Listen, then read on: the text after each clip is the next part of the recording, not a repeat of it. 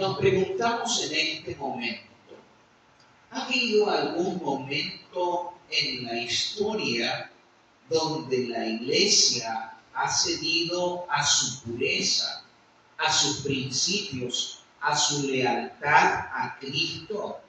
¿Ha aflojado y ha dejado que el mundo permee sus creencias, sus prácticas y sus principios? Indudablemente que esto ha pasado y pasa en la vida de las personas y ha pasado en la vida de la Iglesia y ha afectado a la Iglesia a lo largo de la historia, tanto que ha dejado sus secuelas aún hasta nuestros días. De eso se trata el mensaje de Jesús a la iglesia de Pérgamo.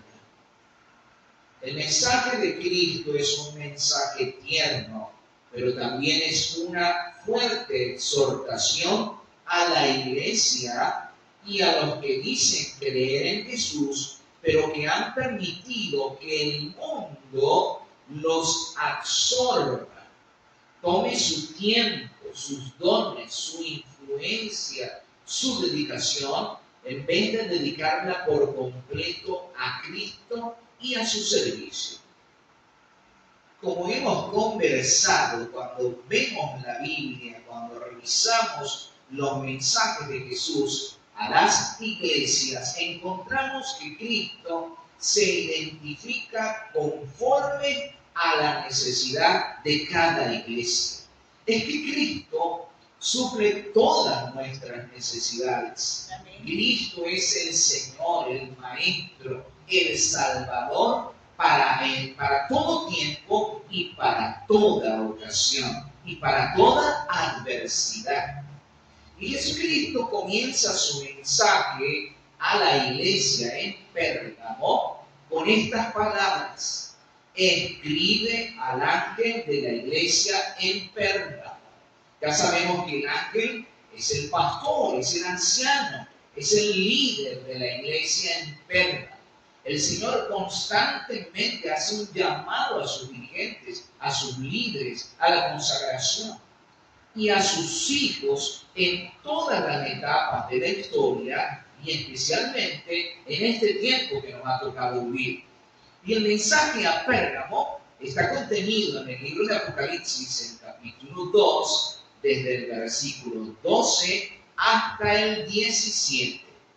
Y Cristo dice esas palabras: escribe al ángel de la iglesia en Pérgamo, el que tiene la espada aguda de 2 filos, dice esto: yo conozco tus obras y dónde habitas, donde está el trono de Satanás. Pero retienes mi nombre y no has negado mi fe, ni aun en los días de Antipas, mi testigo fiel, el cual fue muerto entre vosotros, donde habita Satanás.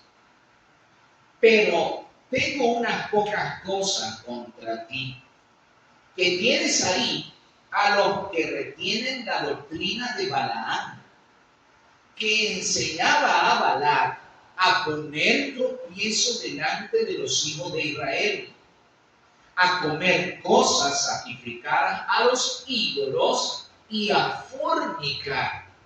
Y también tienes ahí a los que retienen la doctrina de los nicolaitas, las que yo también aborrezco.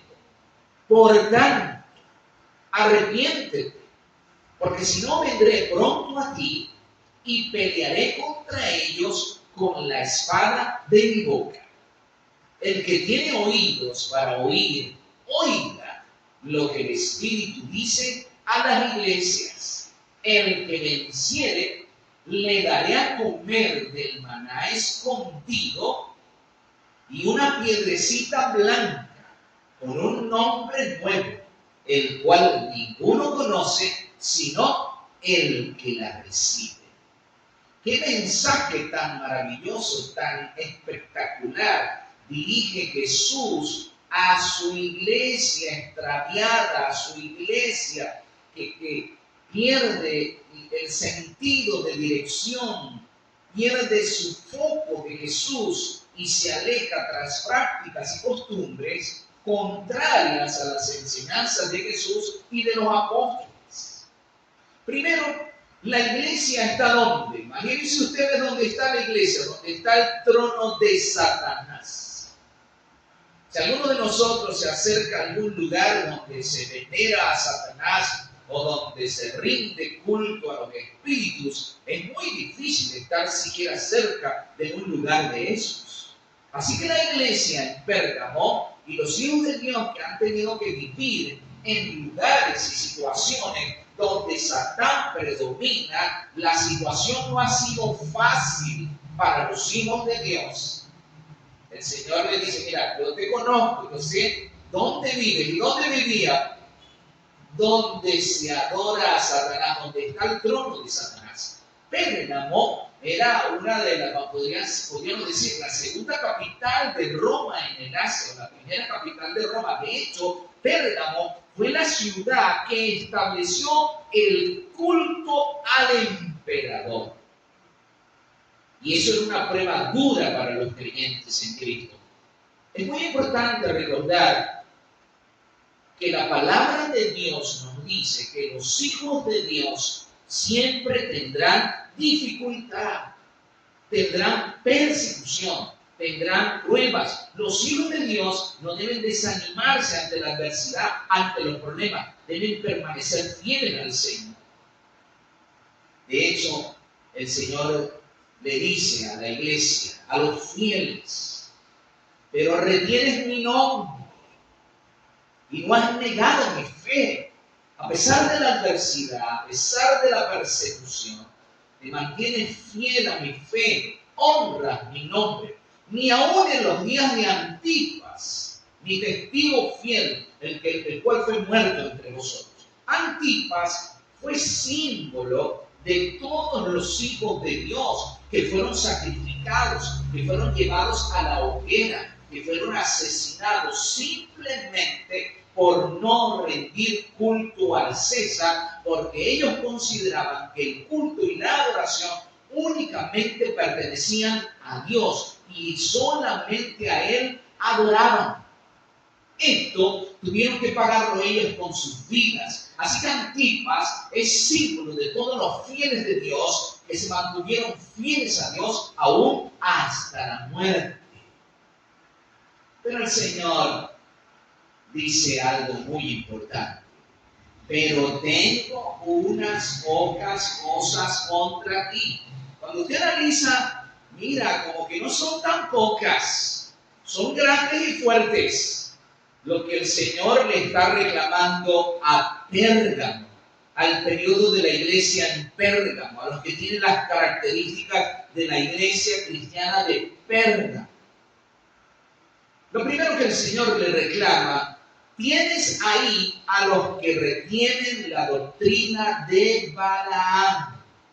Ustedes saben que los israelitas venían de Egipto atravesando el desierto y Balac, rey de Moab, se asustó mucho porque si estos israelitas o el Dios de los hebreos pudo destruir a los egipcios, ¿qué esperanza había para ellos? Así que él decidió contratar los servicios de un profeta. Imagínense ustedes, un profeta de Dios, pero que se presta para servir ¿a quién? A Satán. Porque Balac lo contrata para maldecir al pueblo de Israel. Pero alabado sea el Señor, porque Números 23 nos dice que no hay hechizo sobre Israel. No hay maldición para Israel. Hay muchos creyentes que a veces se preocupan que una brujería, que una hechicería, etc. No hay hechizo sobre los hijos de Dios. No hay maldición para los hijos de Dios mientras los hijos de Dios se mantienen fieles al Señor.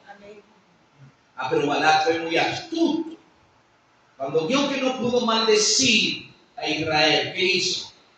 Le dijo a Balac, mira, vamos a hacer esta estrategia. vamos a mandarle mujeres. Así que mandaron muchachas, mandaron mujeres al campamento a invitar a los hebreos a una fiesta. ¿A dónde los invitaron? A una fiesta, a adorar a los ídolos. Y aquello fue terrible, porque fueron invitados y muchos fueron seducidos y cayeron en adoración a ídolos. Y casi siempre el culto a los ídolos o a las deidades paganas estaba asociada a la fornicación. Por otro lado, también, cuando nuestro corazón no está totalmente entregado al Señor, nosotros estamos en fornicación espiritual, porque estamos sirviendo al mundo o a otro Dios y no a Cristo. Y caemos en fornicación espiritual. Y ustedes saben, el libro de Números nos relata el desastre terrible que sufrió Israel por desviarse de la ley de Dios, por desviarse de la senda del deber, de los principios dados por el Señor. Y también tiene la doctrina de los nicolaitas. Dentro de la iglesia comenzaron a introducirse prácticas. Este periodo de Pérgamo abarca ese tiempo cuando el cristianismo se hizo popular. Ustedes saben, la iglesia venía siendo perseguida, y cuando la iglesia era más perseguida, la iglesia crecía más. El pueblo de Dios, cuando pasa por pruebas, cuando pasa por dificultades, se aferra más a su fe en el Señor, y el Señor la bendice, la prospera, la guía y le da la victoria. ¡Qué maravilloso! Pero entonces, como Satán no pudo persiguiendo la iglesia, cambió la estrategia. Le dio la guirnalda de la paz. Hagamos la paz. Constantino se bautiza, se hace cristiano. Ahora la iglesia se une con el Estado. La iglesia tiene poder, tiene popularidad. Se torna popular y entonces se torna atractiva para muchos, la iglesia que antes era perseguida. Pero ¿qué pasó? Estos líderes no abandonaron del todo el paganismo ni su adoración de ídolos y comenzaron a introducir estas prácticas como un falso día de descanso, la adoración al sol, la veneración del domingo. Sacaron sus ídolos, pero ahora hicieron imágenes de María, de Pablo, de Pedro, de los apóstoles, cosa que está totalmente prohibida en la Biblia. Y comenzó a introducirse la intercesión de parte de los supuestos santos difuntos, como que Dios necesitaba la ayuda de muertos para que le estuvieran recordando, cuando Dios es un Dios de amor, un Dios que está tiernamente interesado en cada hijo de la humanidad. De hecho, Jesucristo, cuando nos enseñó a orar, nos dijo que cuando nos dirigiéramos a Dios, nos dirigiéramos diciéndole: Padre nuestro. Dios es nuestro Padre y está pendiente de cada una de nuestras necesidades, y está pendiente de auxiliarnos, de ayudarnos, de atendernos y especialmente de darnos la victoria. La clave aquí es mantenerse fiel al Señor. El Señor está reclamando. De hecho, el Señor dice en el siguiente versículo: por tanto, si no te arrepientes, vendré pronto a ti y pelearé contra ellos con la espada de mi boca. La espada es la palabra de Dios. El libro de Hebreos, el capítulo 4, verso 12, nos dice que la palabra de Dios es una espada aguda de doble filo que corta las coyunturas, los tuétanos y discierne hasta los pensamientos y las intenciones del corazón. Así de poderosa es la palabra de Dios. Ahora, por otro lado, ustedes ven, el Señor no le dice a la iglesia de Pérgamo que va a pelear contra la iglesia. ¿Va a pelear contra quién? Contra ellos, contra los infieles, contra aquellos que tienen nombre de cristianos pero que no viven como cristianos, contra aquellos que profesan seguir a Jesús pero están practicando otra cosa muy distinta. Los hijos fieles de Dios tuvieron que huir, apartarse, porque no podían comprometer sus principios ni su lealtad a Jesucristo con esta cantidad de prácticas y tradiciones que se estaban introduciendo dentro de la iglesia y que se introdujeron y afectaron a la iglesia aún hasta nuestros días. El Señor entonces llama al arrepentimiento. Constantemente Jesucristo hace un llamado al arrepentimiento. El Señor nos da la oportunidad. para reconciliarnos con Él, para buscarlo. En tanto la gracia está abierta, en tanto la puerta de la intercesión está abierta, y Cristo sigue intercediendo por todo aquel que se arrepiente de corazón. Como dice Jeremías 29:13, me buscaréis y me hallaréis, porque me buscaréis de todo corazón. Alabado sea nuestro Señor Jesucristo por su gran amor, por su gran ternura. Y luego el Señor dice, el que tiene oído, oiga lo que el Espíritu dice a las iglesias. El Espíritu Santo está trabajando en cada corazón. Todos los seres humanos, aun aquellos que están descarriados, apartados en el mundo, tienen sus momentos de reflexión, tienen su tiempo en que piensan, mira, ¿qué estoy haciendo con mi vida? Estoy apartado de Dios, estoy hundido en el pecado, en la miseria, en la iniquidad. La gente tiene su tiempo de reflexión, porque es que el Espíritu Santo no deja de interceder, no deja de actuar. Permanentemente está hablando el corazón para persuadirlo, para animarlo hacia el arrepentimiento, hacia la búsqueda de la salvación. Pero muchos se dejan absorber por los atractivos mundanales, por las seducciones de Satán, antes de rendirle un servicio a Jesucristo. Sin embargo, aquí se da una promesa maravillosa para los vencedores. El que tiene oído, oiga lo que el Espíritu dice a las iglesias. El que venciere, le daré a comer del maná escondido. ¿Qué cosa es el maná escondido? Aquí se está haciendo una comparación con el alimento que le fue dado a Israel durante toda su travesía por el desierto. El maná se le llamó comida de ángeles, un símbolo de lo que Dios nos ha dado en Cristo Jesús. Cristo mismo lo dice allí en San Juan 6. Yo soy el pan vivo que descendió del cielo. El que come este pan no tendrá hambre, no morirá para siempre, sino que vivirá eternamente. Y como dice Juan 6:63, porque las palabras que yo os he hablado son espíritu y son vida. Hay vida en Cristo Jesús. Cada enseñanza de Jesús, cada dicho de Cristo que es apreciado, que es aplicado, que es internalizado en vida, se aplica a la vida y da vida, porque la palabra de Cristo es vida. La palabra de Cristo trajo los mundos a la existencia. La palabra de Cristo tiene poder. Alabado sea Jesús. Amén.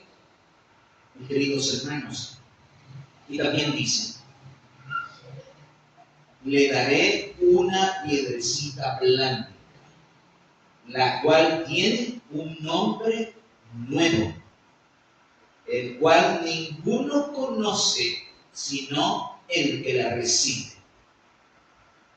Algunos sacan la aplicación de que en los tiempos bíblicos, en los tribunales romanos, el jurado recibía dos piedras, una piedra blanca y una piedra negra. Y entonces se pasaba una vasija donde luego de escuchar todas las intervenciones, el jurado introducía allí la piedrecita blanca o la piedrecita negra.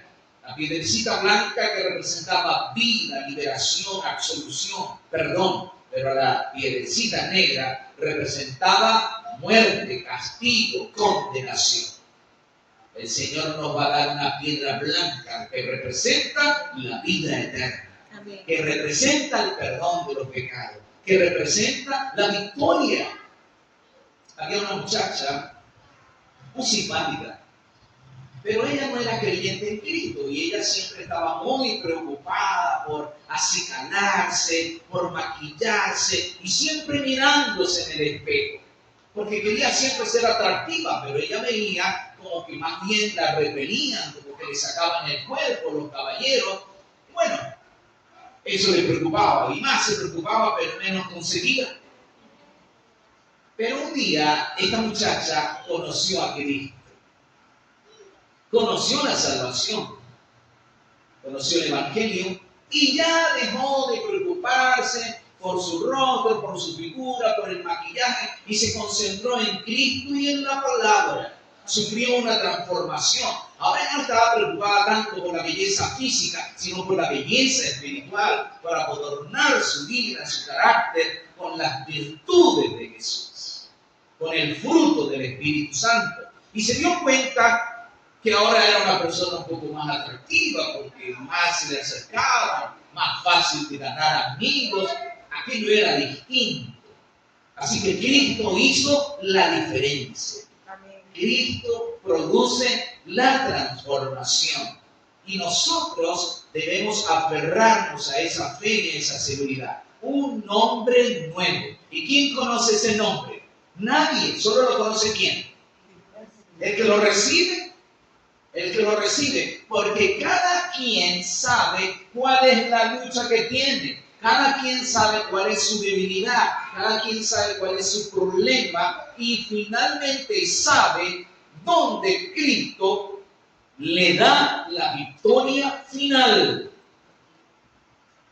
Ramaswamy era un niño gitano. Vivía en un pueblito llamado El Paso, en las montañas, en el sur de la India. Al igual que su familia, al igual que todos los gitanos, era idólatra. Estaba muy enfermo, tosiendo noche y día. Sus padres oraban a los dioses hindúes, pero no había respuesta, no había sanidad. Y Ramaswamy estaba bastante preocupado y triste. Y estaba tirado en una estera allí en el rincón de su casa, cuando llegaron unos amigos a hablar con su padre y preguntaron por Ramaswamy, y alcanzó a escuchar la conversación. Y el padre le dijo que Ramaswamy estaba muy enfermo, que tosía noche y día. Y uno de ellos dijo, mira, un hombre sabio, viejo, dijo que un gitano que le da eso se muere. El pobre Ramaswamy, cuando escuchó aquellas palabras, volteó hacia la pared, trató de contener sus lágrimas, porque reconoció que también iba a morir como habían muerto muchos de sus amigos a causa de ese problema. Al siguiente día llegó un caballero a la casa de Ramaswamy preguntando por él. Y la madre le dijo que estaba enfermo, que estaba allí en el rincón, en una estera. Y este caballero fue hasta donde estaba Ramaswamy. Y le dijo, mira Ramaswamy, acabo de llegar de Guntur. En Guntur hay un hospital misionero. Hay un doctor misionero que cura muchos enfermos. ¿Y tú crees que él me puede curar a mí? Mira, no estoy seguro, pero pienso que deberías intentarlo porque mucha gente ha sido sanada por ese médico misionero. Así que Ramaswamy habló con su familia, sus padres le dieron un dinerito y él decidió dirigirse hacia Guntur, hacia el hospital misionero. Y se fue caminando hasta que llegó a un lugar donde ya estaba muy cansado, no tenía fuerzas, sentía que no podía dar un paso más. Y en ese momento escuchó el traqueteo de una carreta de bueyes. Cuando la vio más de cerca, le dijo al señor que la conducía que si lo podía llevar a la estación del ferrocarril. Bueno, imagínense ustedes viajar en una carreta de bueyes, en caminos de piedra. Eso es demasiado incómodo, pero era mucho mejor que andar a pie. Y llegó hasta la estación del ferrocarril, pagó su boleto y llegó a la ciudad. Y cuando llegó al hospital misionero, el doctor Samuel le dio la bienvenida al hospital, muy amablemente, muy cariñosamente. Y el doctor le dice a Ramaswamy, vamos a pedirle a Jesús para que me dé sabiduría y podamos dar sanidad a tu cuerpo. Ramaswamy quedó sorprendido porque nunca había escuchado hablar de Jesús. Era la primera vez que oía hablar de Jesús. Pero se sintió muy halagado por el trato, el cariño, la atención. Se le dio comida, se le dio cama, se le dio atención. Esa noche, cuando el doctor Samuel llegó a su casa, le dijo a su familia, tenemos a un muchacho gitano muy enfermo, tiene tuberculosis. Tenemos que orar a Jesús para que nos ayude para curarlo. Los gitanos del Paso no han permitido la entrada de misioneros a su aldea. Si nosotros logramos esta curación, esto puede servir para que se abra la puerta a esa aldea al Evangelio de Jesucristo. Pero comenzaron a tratarlo. La esposa del doctor Samuel se me dedicó a ayudarlo. Y en uno de esos días le digo, mira, ¿te gustaría aprender a leer y a escribir? Y él dijo, sí, ¿usted cree que yo puedo aprender a leer y a escribir? Claro que sí. Y cuando aprendió a leer y a escribir, después de escuchar mucho las historias de Jesús, él ahora pudo leerlas por sí mismo en la Biblia. Y fue recuperándose hasta que quedó totalmente sano. El doctor le dice, mira, estás bastante recuperado, estás ya sano. Y Ramaswami le dijo, sí, me siento muy bien. Quiero volver a mi casa, pero antes de volver a mi casa, quiero ser bautizado. Alabado sea el Señor. El doctor le dijo, yo sabía, yo estaba esperando que dijera eso. Pero mira, ahora que vas a ser bautizado, como vas a servir al Señor Jesús, deberías tener un nombre cristiano. Así que vamos a ponerte un nombre, te vamos a llamar David, porque venciste un gigante, el gigante de la tuberculosis, con el poder de Jesucristo. Así que Ramaswami, ahora David, bautizado, llegó a la aldea, una nueva persona. La gente se sorprendía de ver el milagro de la sanidad, de la restauración de Ramaswami. Él les explicó, les contó todas las historias que sabía y la gente le seguía preguntando. Pero un día Ramaswami, ya ahora David, dijo, no me sé más, tenemos que llamar a la esposa del doctor Samuel para que ella venga y nos cuente más de la Biblia. Así que llegó a ser una nueva persona. Cuando la Biblia nos habla de un nombre nuevo, entendemos perfectamente la historia de Jacob.